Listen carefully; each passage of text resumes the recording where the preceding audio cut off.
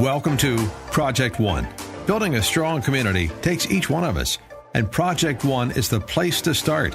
1 hour, one person, one life changed. On today's show, we'll feature an organization that is changing lives and transforming our community. So get ready to be inspired.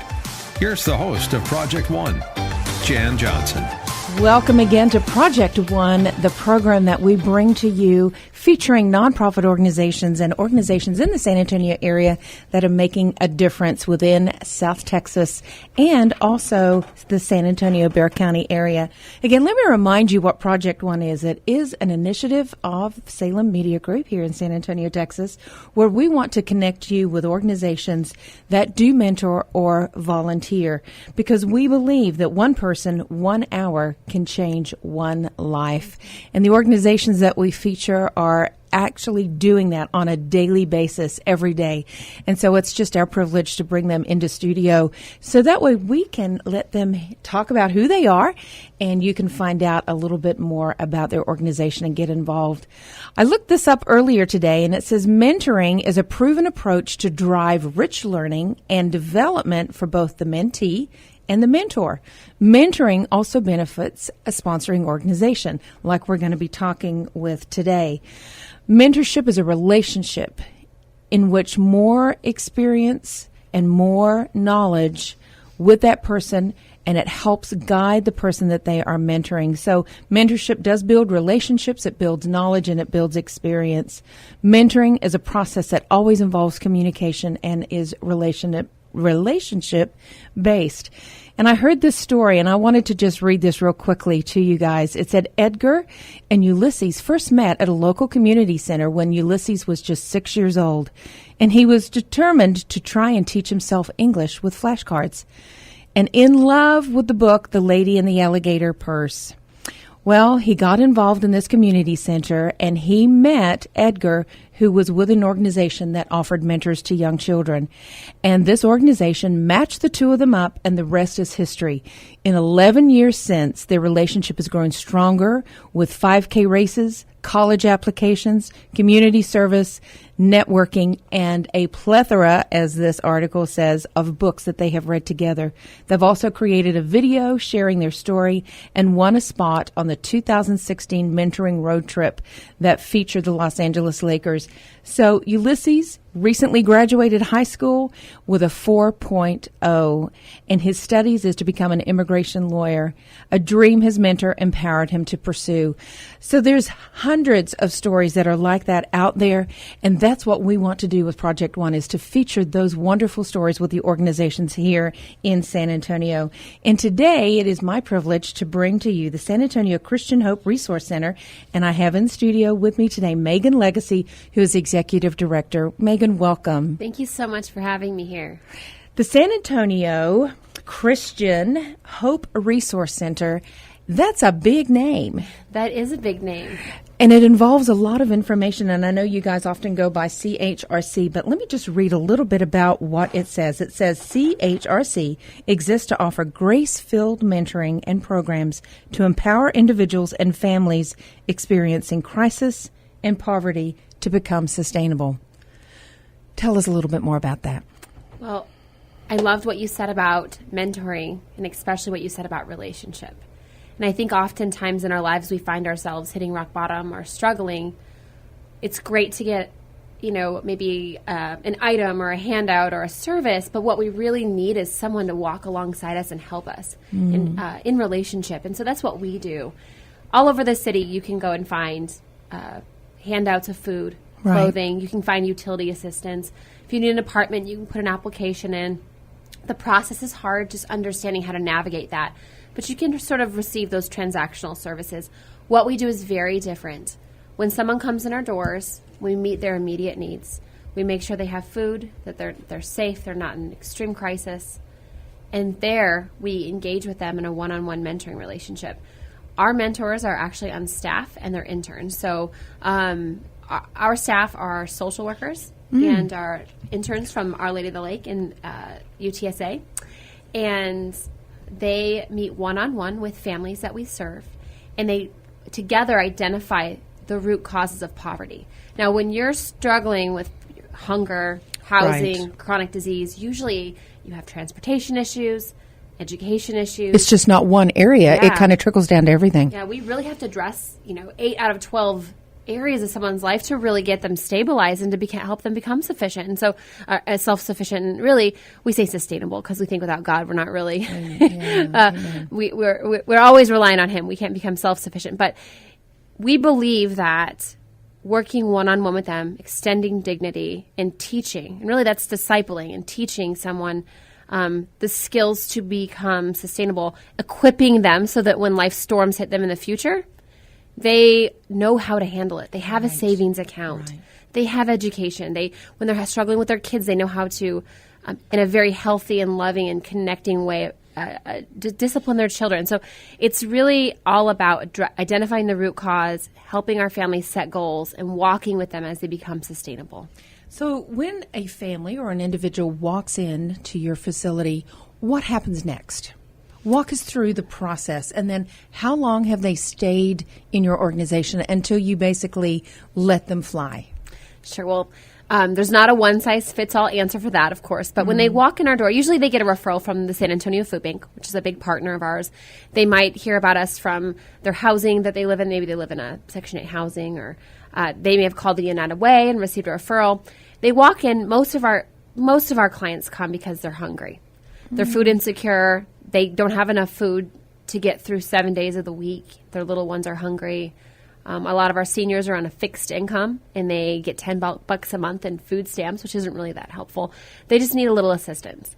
But once we meet their immediate needs, then we sit down and we do an assessment.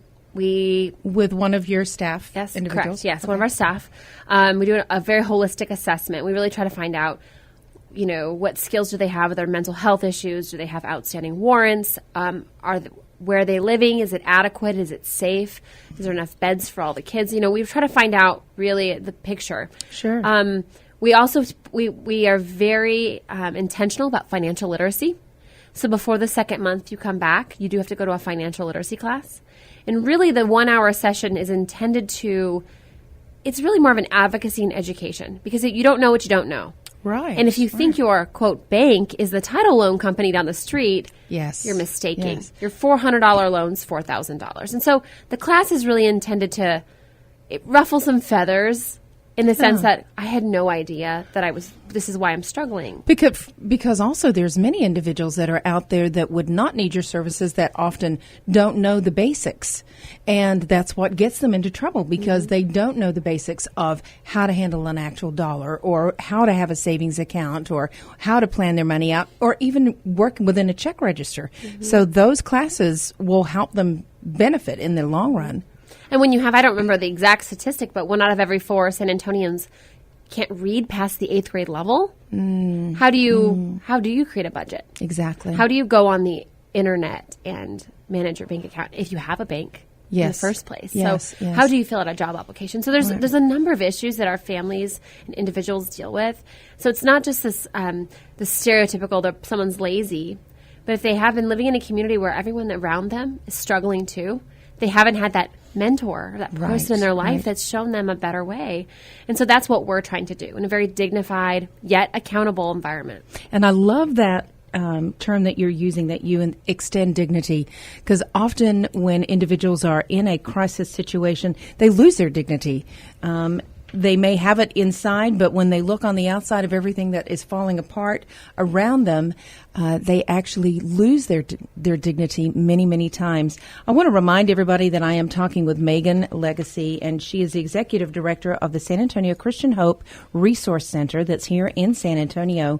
And I thought it was interesting, and I want to bring this up just real quick, Megan, that CHRC started as a benevolence ministry of Oak Hills Church more than 30 years ago. That's right. And look how far it has come. Yes, it began as a ministry of a few ladies who saw a need in the community. They saw people who needed clothing and food. And that's where our early roots began, on Fredericksburg and Wurzbach, and we've evolved significantly. Wow. And your location is located where in San Antonio? We are right in the heart of the west side, right across the street from Rosedale Park, near the intersection of West Commerce and North Jenna McMullen. Wow. So you are probably have your doors that open often and people walk in to find out, but it will be one thing. And we'll have more information about their location and the organization on our website, and click on the tab Project One and you'll find all of the information that is there. We are getting ready to go on break here shortly, and I want to come back and hear some stories about how you have helped individuals and some specifics. But I want to just highlight a little bit for our listening audience that CHRC was named San Antonio's Neighborhood Builder of the Year by Bank of America, and that you have also have a fully transitioned its program into a pantry model for a mentoring-based model for 2012-2014. Those are some excellent awards that you have obtained. Tell us a little bit about that and the process. Sure. I think, we changed our model significantly. We said, it's going to cost a lot more money. It's going to be a lot more strategy, a lot more training to equip our staff and hire enough staff to implement a mentoring program. Yeah. That's a lot more work than just handing out food. Exactly. So it was a giant faith step. But, I really believe that God has blessed us in that process. And last year, as you mentioned, we won the 2016 Neighborhood Builder of the Year Award from Bank of America. Congratulations. So we were the winner in San Antonio, which is really exciting. There's 50 winners nationwide. So it's a really big deal. Yeah, congrats. Our program's been, been known for being very innovative and entrepreneurial, and so that's been really exciting. I think I may have told you earlier too. Last year we had over 150 families graduate from our program, meaning someone who was relying on emergency services for a long time now no longer needs that in our city. That's incredible. They're finding employment, education. They're better managing their household finances. The year before, we had 176 graduates of our program. So it's better that number is going down, but it will never go away. And that's why it's so important for our listening audience to find out how they can get involved with the San Antonio Christian Hope Resource Center. So as we get ready to go to break, I want to just kind of let you know that Megan has an incredible story about one of the families that they were dealing with, and it was some grandparents that overnight got custody of 6 grandbabies under the age of 10. And it's a gripping story, but I think the success story at the very end of it is what's going to inspire you to get involved with organizations like the San Antonio Christian Hope Resource Center. So don't go away. We'll be right back with Project One.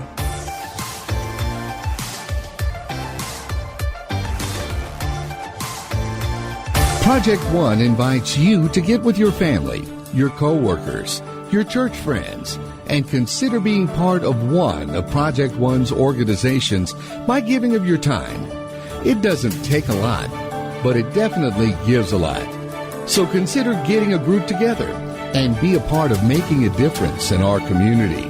Volunteer and mentoring opportunities are available in various areas like marriage, kids, workplace. Can't you find 1 hour to impact one person and impact a community? Please consider being a part of Project One. Go to this station's website /Project One, that's PROJECTONE, for more information. And thank you.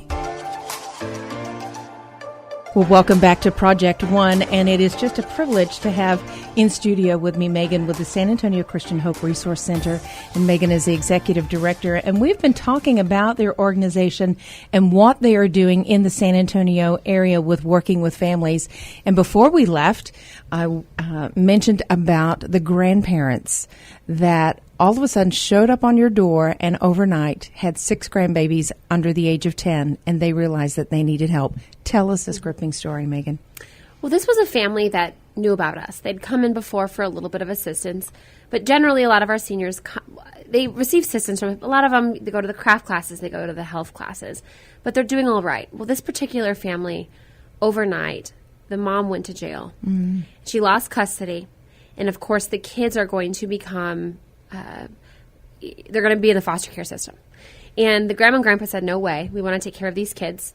They had no idea where to start, because CPS says if you don't have a bed for every kid, you have to have so many rooms in your house. There's got to be enough food. The house has to be big enough. Mm. You need all of these different things in place, or you can't keep the grandbabies for reasons that are, good reasons. Sure. But they didn't know where to start. So they walked into our door and literally walked in with 6 kids under the age of 10. Grandma and grandpa haven't raised babies since, the mom of these 6 kids was young. Right. It's been a long time. Yeah. And what are we going to do? We have to find a new house. We need food. We need diapers. We need to put them in school. They need health care. What do we do? They need beds. Exactly. Yeah. So that's why not just receiving services, but actually having someone sit down with you and learn about your situation and be able to know, okay, this is exactly the plan that we're going to follow. And so that's what happened. We were able to connect with them on a deep level. Grandma and Grandpa received grandparenting classes. Oh, cool. Unfortunately, there's a growing population of grandparents raising grandbabies. Yes. So there's classes in the community that are specifically for grandparents raising grandbabies and what that's like now in 2017 and what resources are available. So this particular family, they found new housing. They got clothes for all the babies. They were able to get food, grandparenting classes. The kids all got signed up for health care. And Grandma and Grandpa had a plan now. And they were able to keep their grandbabies. So those are their kids too, It's their flesh and blood. Exactly. So it was a really positive story. And of course, we serve about 500 households every month. So every story is different. We have single dads with little kids. People don't really think that there's single dads. Yeah. We have a lot of single moms, young single moms with kids who moms want to get their GEDs. It's their dream. Yeah. We had a mom recently. I know I just told one story, but a mom recently, everything was against her. In order for her to get her GED, take a class 25 hours a week, she had to find childcare. Childcare costs money, and the Spouter program was out. So she had cut back on her hours. So a lot of things happen. Sacrifices have to be made. It's not just go to get your GED. Right. She said, you know what? I want to show my kids. And we recently just had a graduation, and she got her GED. And it was her dream, and she was so proud. And she sacrificed, and they lost some of their household finances in order for her to do that. But all her kids watched her accomplish that. And they saw that she was a champion. It was a big deal. Yeah, and we had a celebration. And often, many of our clients have never had their name on a certificate before in their lives. They've never been celebrated. So we put their names on these certificates, and we celebrate them and encourage them and congratulate them. And we want to make sure they know that they are so amazing and they're so worth it. And they're, God loves them and we love them. And they have a purpose. Yeah, they have a huge purpose. Yes. And isn't that sad that in our society here, in our fantastic city, that there's individuals that have never, like you said, seen their name on a certificate, and they've lost all sense of purpose. And it's a revolving cycle often if they don't get out of it and show their kids, and their kids could be that. But to have an organization like yours, Megan, that is building and restoring their dignity, as you had said, but also giving them the empowerment and the resources to become successful, that is just incredible. What an honor to be able to walk into those doors every day in your job to be able to do that. Absolutely. The stakes are high, though. So that's why at our staff, we all have a high level of accountability on ourselves because we're not making widgets. We're dealing with lives. Very, very vulnerable people who walk in our doors. And so if we're not on our game every day and really open to serving people with excellence and love, we could really hurt. So that's really an important part about. They're not a statistic. They're an individual with a heart. Yes. We take our work very seriously. Again, I am speaking with Megan with the San Antonio Christian Hope Resource Center, and they are this week's Project One that we are honoring because they are making a difference in our community. And they work with volunteers and also mentors. And because Project One does specify in organizations that have volunteers and mentors, meaning 1 person, 1 hour, 1 life changed, and some organizations it may take a little bit longer than just 1 hour a week. It could be 1 hour a day. Tell us how our listening audience, because we've got individuals that would be listening today that thinks, I could probably get in there and help them in some way with either a skill or a profession or even just their time. So tell us the difference between the volunteers that you need and then the mentors and what they would have to do to become a part. Sure. Our model is all about relationships. So we do have volunteering opportunities. We have a food pantry. We have a clothing ministry. So if you're a one-time volunteer that you can kind of come and go or you want to bring your kids, that's a great opportunity. It's still very one-on-one. So it's not like you're packing bags. You're actually helping our families shop or sometimes our seniors. If you really want to get involved on a more relational level, we would first want to find out what you're passionate about. Yeah. We have people that would love to create budgets. So we've had budget workshops. We have opportunities we had a lady said, I love doing Bible study. We said, let's create a Bible study. Can you commit to 8 weeks? So she came every Thursday afternoon for 1 hour. She brought the curriculum And Wow. we just told all of our clients about it and posted it. The great thing about CHRC is that we're not very bureaucratic. So we can be very flexible and really find out what the volunteer is passionate about. If there's a dad that's like, I'm really passionate about fatherhood, and I want to come and do a group with fathers, we would love that. Our current programs that we already have are financial literacy. We have a nutrition program. We have kids club. We have senior programs. These are all weekly. We always need volunteers to come help facilitate. So if you want to come and sit with our families during our Dave Ramsey program and kind of work through their budgets with them, that would be awesome. Right. And just encourage them. Totally. Show them real life stories and situations. Yeah, and so to sort of coach them as they go. All of the mentors on site are actually on staff or are their interns to the university. However, if you're a counselor or a social worker or you're thinking about going down that path, we have amazing internship opportunities available. Our director is a licensed master's level social worker, and she's an adjunct professor at Arley of the Lake University. Excellent. So she's able to oversee our Sure. interns with her license. So it's really a great thing. But you can work with kids and seniors, and if you are passionate about resumes, we have resume building classes. And really, they're all one-on-one. So Right. we would love to just get to know you as a person as well. And if you're wanting to get information, as Megan has been talking about this, you can go to our website, to the tab Project One, and we'll have all of the information about CHRC and how you can get involved and a link to their website as well. So as we get ready to kind of wrap this, I've got so many more questions to ask you, Megan. But if there was one thing that you could let our listening audience know about your organization and something that they could do to help, what would that be? Well, goodness, I can think of many things they could do to help, but I think what I would tell them is that I would encourage people to not think about poverty as just an economic thing. Why would you say that? I would say that because I read recently that there's 8 different forms of poverty. There's intellectual poverty. There's lack of connection. There's lack of will, say maybe trafficking. There's lack of affection. Maybe a child in a home that's not receiving that affection. Poverty really isn't It's not just financial, economic, right? Yeah. right? And people who are in poverty are not necessarily choosing to be there. And I think that can be a stereotype. So what I would challenge people to think differently about people in our inner cities as people who do have purpose. Yes. And we look at our inner city as something to go serve, but we don't look at it as a pool of talent. We don't think about our inner city as a catalyst in moving our city forward in areas of education and the economy and other things. And I think that changes the way that we help people rather than going into a family and walking in their front door and putting presents down. Instead, equip a dad to find purpose and to be the provider of that, because that changes the family dynamic for the long term, as opposed to just feeling good over because we gave presents at Christmas. I'm really thinking about how can we equip and empower people to become what God created them to be and to have that purpose. It changes the way we serve, it changes the way we give, and it changes the sacrifice that we make to mentor families one-on-one. The stakes are high. You're building self-esteem. Exactly. And building who, like you said, God had created them to be.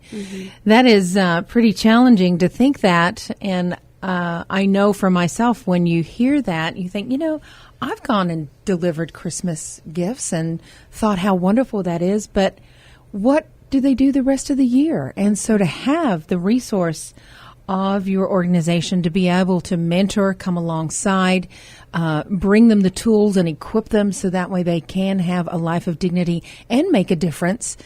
Who knows, they're probably turning around and making a difference within their own community. It doesn't mean that they have to move out of where they're living. Exactly. They're just going to become more successful citizens in their community and what they can then impart in their area of where they're living at. So I strongly encourage our listening audience that are listening today to go to our website, go to the tab Project One, and find all of the information out. And get in touch with Megan, who is the executive director, and see how you can get involved and how you can make a difference in the life of an individual. Megan, I thank you for being with us today. Thank you for all that you're doing in our community. Like you said, you're not building widgets. You're actually dealing with people with dignity and have feelings.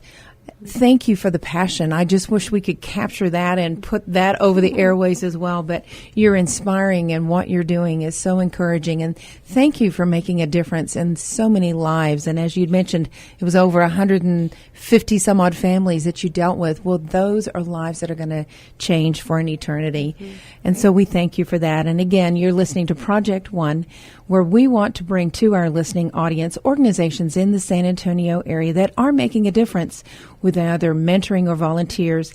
And again, we will have an opportunity coming up here in a few weeks where you can get to meet Megan and probably some of the staff of the San Antonio Christian Hope Resource Center. And you can find out how you can get involved. And we'll be giving you some more information about that coming up. So thanks again for joining us for Project One, where we want to make a difference in one person, 1 hour, one life changed. We'll see you next week.